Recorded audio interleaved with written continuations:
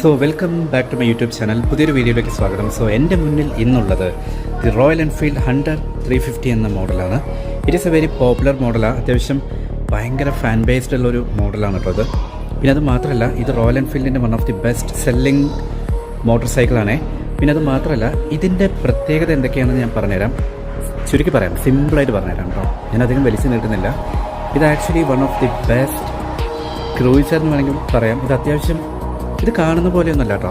കാണുമ്പോൾ ഭയങ്കര ബിഗായിട്ട് തോന്നുമെങ്കിലും നേരിട്ട് കാണുമ്പോൾ ഭയങ്കര കുഞ്ഞി ബൈക്കാണ്.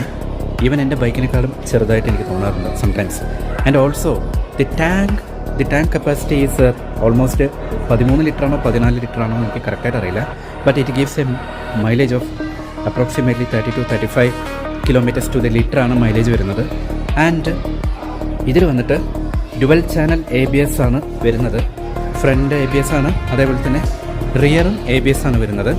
പിന്നെ അതേപോലെ തന്നെ സീറ്റിംഗ് കംഫർട്ട് എന്ന് പറയുന്നത് അത്യാവശ്യം റൈഡറിന് for a rider it is okay. And for pillion seat എന്ന് പറയുന്ന സമയത്ത് അത് എത്രമാത്രം കംഫർട്ടാണെന്ന് എനിക്കറിയില്ല കേട്ടോ.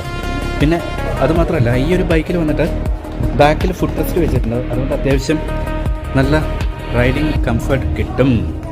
ആൻഡ് ഓൾസോ ട്യൂബ്ലെസ് ടയേഴ്സാണ് വന്നിരിക്കുന്നത്. ആൻഡ് ദി മെയിൻ, ഞാൻ ആക്ച്വലി ഇത് അപ്പാർട്ട്മെൻറ്റാണ്. അപ്പോൾ ഞാനിങ്ങനെ നടക്കുന്ന സമയത്ത് എൻ്റെ മുന്നിൽ റോയൽ എൻഫീൽഡ് ഹണ്ടർ 350 കണ്ടപ്പോൾ ഒരു റിവ്യൂ ചെയ്യാമെന്ന് വിചാരിച്ചു. അല്ലാതെ റോയൽ എൻഫീൽഡ് ഹണ്ടർ 350 എനിക്ക് കിട്ടുമെന്ന് എനിക്കറിയില്ല റിവ്യൂ ചെയ്യാനായിട്ട്. ഈവൻ ഷോറൂമിൽ പോലും ഉണ്ടായിരുന്നില്ല അന്ന് ചോദിച്ചപ്പോൾ. അപ്പോൾ glad that I got this. And coming to the എൻജിൻ്റെ കാര്യം പറയുകയാണെങ്കിൽ 350cc air plus oil cooled എൻജിനാണ് ഇതിൽ വരുന്നത്. Air plus oil cooled engine. It produces almost 21 bhp of power. എത്ര ടോർക്കാണെന്ന് എനിക്കറിയില്ല, അത് നിങ്ങൾ പറയണം. And also dual channel ABS. And main ഒരു കാര്യം, ഇതിൽ വന്നിട്ട് LED യൂണിറ്റ്സ് ആണ് വരുന്നത്. നോക്ക്, LED യൂണിറ്റ്സ് ആണ് ഇതിൽ വരുന്നത്. അത്യാവശ്യം നല്ല വിസിബിലിറ്റി ഉണ്ടാവും എന്നാണ് എൻ്റെ ഒരു പ്രതീക്ഷ. ആൻഡ് പിന്നെ ഇതിൽ വരുന്നത് നോർമൽ ബൾബ് ഇൻഡിക്കേറ്റേഴ്സാണ് ഇതിൽ വരുന്നത്.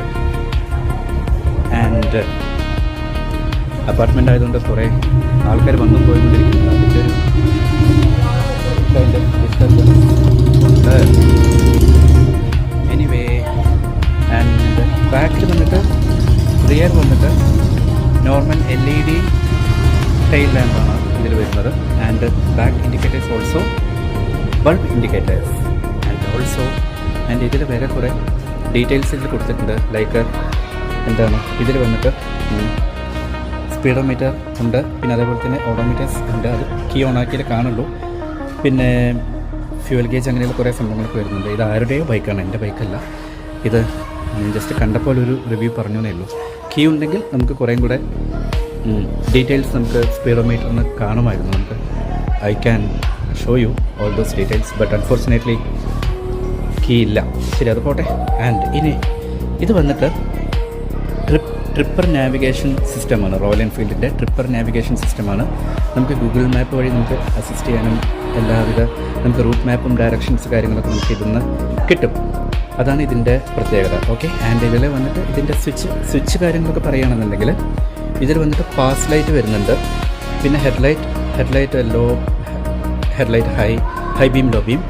പിന്നെ അതേപോലെ തന്നെ ഇതിൽ വന്നിട്ട് എൻജിൻ കിൽ സ്വിച്ച്. ഇത് വന്നിട്ട് എൻജിൻ ഓഫാണ്. ഇത് വന്നിട്ട് ഇത് I think it's engine kill switch. ഇത് സ്റ്റാർട്ട് ആക്കാനുള്ളത്. ഓക്കെ. And that's all. ഇതിൻ്റെ ഹോൺ വരുന്നത് ഇവിടെയാണ്. ഓക്കെ. ഇത് ഇൻഡിക്കേറ്റേഴ്സ് ബട്ടണാണ്. ഇത് ഹെഡ്ലൈറ്റിൻ്റെ. That's all. And okay. അപ്പോൾ ഓൾമോസ്റ്റ് എല്ലാ ഡീറ്റെയിൽസും മനസ്സിലായെന്ന് വിചാരിക്കുന്നു. അടുത്തൊരു വീഡിയോയിൽ കാണുന്നത് വരെ stay tuned. Goodbye and please share your love.